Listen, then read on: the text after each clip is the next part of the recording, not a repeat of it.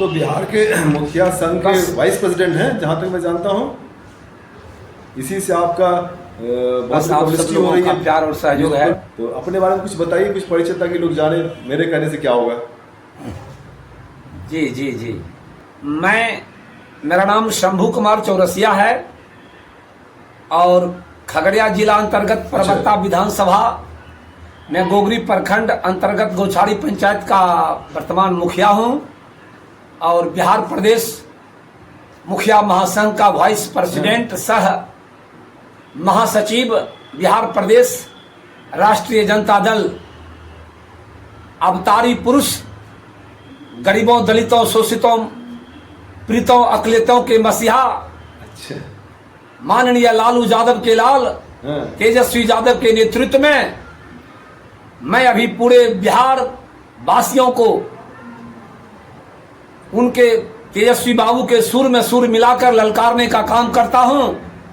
ऐ दलितों, शोषितों, पीड़ितों, अकलितों, वंचितों, जगो उठो और तब तक संघर्ष करो जब तक कि आपका हक हकूक प्राप्त न हो जाए। हम 60% हैं, 60% होने संसोपा ने बांधी गांठ, 100 में 60 हमारा है। जगदेव बाबू के शब्दों में 100 में 90 शोषित है, 90 भाग हमारा है। धन धरती राजपाट पर 100 में 90 भाग हमारा है। 10 का शासन 90 पर नहीं चलेगा। यही अलग को जगाते रहते हैं, पूरे बिहार में घूमते हैं और समाज के बीच में जाते हैं। एक बात है, अपने ये जो आप 60 की बात कर रहे हैं, है ना, और अपनी सहभागिता की बात कर रहे हैं, अपने समाज की बात मैं कर रहा हूँ। अपने समाज की क्या उपलब्धि रही है इस 34 जिले में और 243 विधानसभा क्षेत्र में? चौरसिया समाज को क्या हिस्सा, क्या अधिकार मिला है पिछले 70 वर्षों में? ऐसे तो कहा जाए तो चौरसिया समाज आज भी, कल भी, सब दिन से उपेक्षित रहा है और राजनीति के हाशिए पर चौरसिया समाज ही नहीं, अति पिछड़ा समाज और सारे बैकवर्ड क्लास ही राजनीति के हाशिए पर रहा है। सुनिए शंभू जी, आदरणीय शंभू जी, आप समूचे जिले के 34 जिले के मुखिया संघ के वाइस प्रेसिडेंट हैं। आपको पूरे देश के मुखियाओं ने बहुत सम्मान दिया है, लेकिन मैं ये कहना चाहता हूँ कि चौरसिया समाज जो है, मेरे ख्याल से बिहार में सबसे अधिक उपेक्षित समुदाय है। सबसे अधिक, दलित नहीं है, अति दलित नहीं है, देखिए, लेकिन सबसे अधिक, देखिए, राजनीतिक दृष्टिकोण से सबसे अधिक उपेक्षित यही समुदाय है। पिछले 70-75 वर्षों में इसका शायद ही कोई प्रतिनिधि लोकसभा में होगा। 6000, अगर आप मेरे पुराने वीडियो को देखे होंगे जो, तो आपको पता चलेगा कि 6000 सांसद में से पिछले 75 वर्षों में 18 लोकसभा चुनाव में हमारा एक भी सांसद आज तक नहीं हुआ है। जबकि आप लोग कहते हैं कि अपने समाज की संख्या 1 करोड़ 2 करोड़ है और विधानसभा, बिहार विधानसभा में अब अगले नवंबर में चुनाव होने वाला है। पिछले अब तक की क्या स्थिति रही है, आगे क्या होगी, मैं यहाँ इस प्लेटफॉर्म पर अपने समाज की बात करूं। देश की आज़ादी के बाद जी, देश की आज़ादी के बाद 1952 में जब पहला चुनाव हुआ, 1952 में भी चौरसिया समाज प्रथम चुनाव में दस्तक देने का काम किए थे, चौरसिया समाज को जगाने का काम किए थे। शास्त्री जी बैसाखे थे परबत्ता विधानसभा में। बैसाखे जो शास्त्री जी थे, 1952 में जो पहला चुनाव हुआ था उसमें भी वो नॉमिनेशन किए थे और चुनाव में लड़ने का काम किए थे, चौरसिया समाज को जगाने का काम किए थे।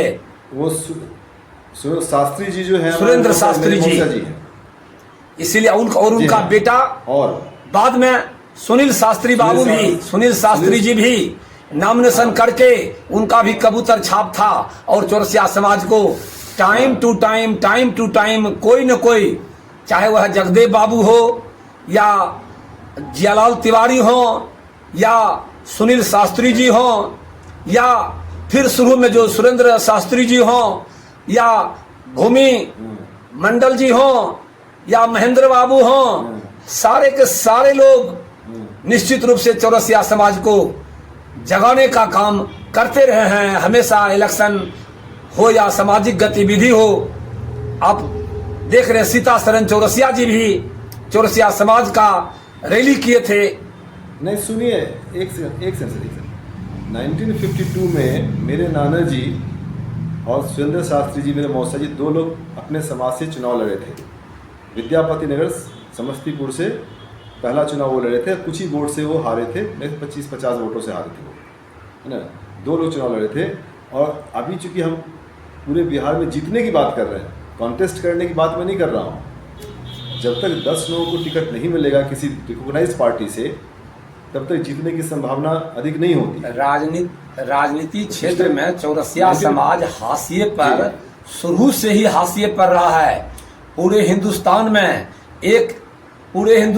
एक थे यूपी से थे जो शिवदयाल सिंह चौरसिया जी, जो मंडल आयोग के कहा जाए तो उन्हीं का स्क्रिप्ट लिखा हुआ मंडल आयोग में लागू हुआ है। तो उनको केवल राज्यसभा में जगह मिली थी, शिवदयाल बाबू को, शिवदयाल सिंह चौरसिया जी को राज्यसभा वो गए थे। हाँ, हमने मुलाकात उनसे है। आप पुराने वीडियो देखिएगा, आपको बहुत सी इन्फॉर्मेशन आपको मिलेंगे उनके बारे में। चौरसिया समाज को आज तक कोई पूछने वाला है नहीं है, लेकिन हाँ,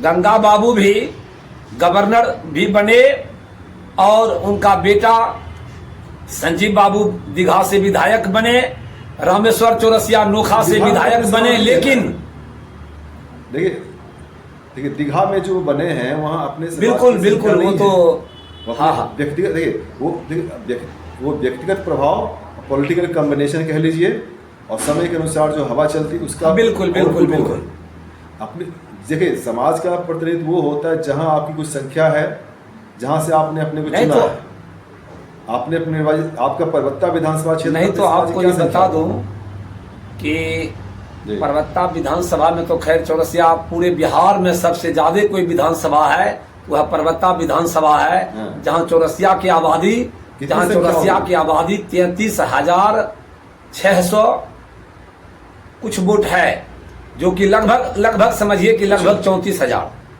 तो जी चौरसिया का है। लेकिन आप जानने का ये प्रयास करें कि मैं जानकारी दूं कि राजनीति के हाशिए पर चौरसिया समाज होते हुए भी बाबू तेजस्वी जी ने चौरसिया समाज को पहचाना। चौरसिया समाज को 2 टिकट 2020 में देने का काम किए। 2 टिकट, जब हम दोनों टिकट पर हार गए, एक हाजीपुर देव कुमार बाबू को दिए, एक परबत्ता विधानसभा से दिगंबर भैया को दिए।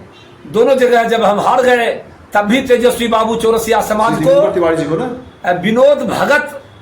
श्री विनोद भगत जी दरभंगा वाले को अति पिछड़ा आयोग का मेंबर बना करके चौरसिया समाज को राजनीति के हाशिए से ऊपर उठाने का प्रयास किए। इसलिए वीर तेजस्वी जी के नेतृत्व में निश्चित रूप से अवतारी पुरुष लालू प्रसाद जी के लाल, माननीय तेजस्वी जी के नेतृत्व में जब चौरसिया समाज कदम से कदम बढ़ाएगा तो चौरसिया का राजनीति में हिस्सेदारी मिलेगी। मैं ये दावे के साथ कह सकता हूँ। जैसे आप नीतीश कुमार जी का जेडीयू है, भाजपा है, क्या यहाँ हमारी पहचान नहीं है, हमारी पूछ नहीं हो रही है? हाँ, निश्चित रूप से आप बहुत अच्छा क्वेश्चन किए। देव कुमार बाबू नीतीश जी के साथ में अपना सर्वस्व न्यौछावर करने का काम किए। बहुत करीबी थे, लेकिन हमेशा ठगने का काम